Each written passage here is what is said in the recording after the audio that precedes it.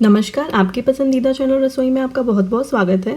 आज रसोई में हम बनाएंगे साबूदाने की खिचड़ी, जिसको बनाना बहुत ही आसान है। ये खाने में जितनी ही टेस्टी है उतनी हेल्दी भी है। आप इसे व्रत में भी बना के खा सकते हैं। तो चलिए रेसिपी को शुरू करते हैं।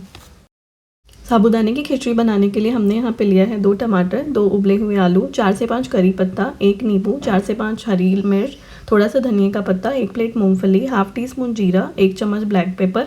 तो हमने यहाँ पे सब्जियों को बारीक काट लिया है। अब हम सबसे पहले साबूदाने को भिगोएंगे। तो यहाँ पे लगभग मैंने 200 ग्राम साबूदाना लिया है और उसमें लगभग 2 कटोरी जितना साबूदाना है उतना ही पानी ऐड किया है। इसे हम लगभग 1 से 1.5 घंटे के लिए ढक देंगे। यहाँ पे देखिए साबूदाना अच्छी तरीके से फूल गया है। तो सबसे पहले हम एक कढ़ाई लेंगे, उसमें हम ऐड करेंगे 2 टेबलस्पून ऑयल और तेल गर्म होने के बाद हम इसमें मूंगफली को फ्राई कर लेंगे। तो देखिए मूंगफली हमारी अच्छे से फ्राई हो गई है।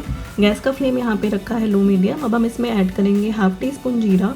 जीरा कुक होने के बाद हम इसमें ऐड करेंगे हरी मिर्च, करी पत्ता और इसे अच्छे से मिक्स कर लेंगे। लगभग इसको 30 सेकेंड तक कुक करने के बाद अब हम इसमें ऐड करेंगे टमाटर और टमाटर को भी 1 से 2 मिनट तक अच्छे से मिक्स कर लेंगे। अब हम इसमें ऐड करेंगे 1 टीस्पून सेंधा नमक और इसको चला के हम इसको ढक देंगे। ढकने के बाद 2 मिनट बाद हम ढक्कन खोलेंगे। यहाँ पे देखिए हमारा टमाटर ऑलमोस्ट कुक हो गया है। हम इसे थोड़ा सा प्रेस करके और अच्छे से मैश कर लेंगे। अब हम इसमें ऐड करेंगे आलू और इसको अच्छे से चला लेंगे।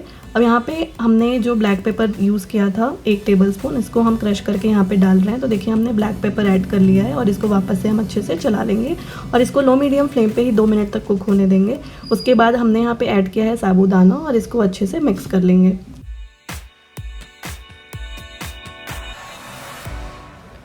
अब हम इसे 1 से 2 मिनट के लिए ढक देंगे। उससे ज़्यादा हमें इसे नहीं ढकना है क्योंकि फिर ये ओवर कुक हो जाएगा। तो देखिए 1 से 2 मिनट हो गए हैं, हमारी साबूदाना खिचड़ी अच्छे से बन के रेडी हो गई है। यहाँ पे अब हम इसमें ऐड कर लेंगे 1 चम्मच नींबू का रस।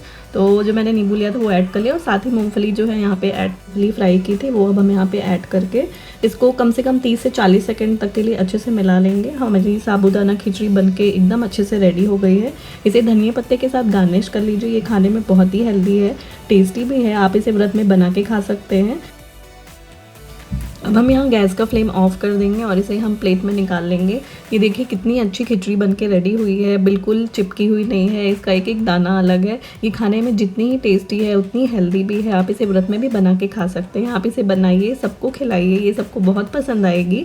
और अगर आज आपको मेरी ये रेसिपी पसंद आई तो मेरी वीडियो को लाइक और शेयर करें, चैनल को सब्सक्राइब जरूर करें, बेल आइकन जरूर प्रेस करें ताकि मेरे वीडियो के नोटिफिकेशन आपको सबसे पहले मिल जाएँ। तो चलिए मिलते हैं अगली रेसिपी के साथ।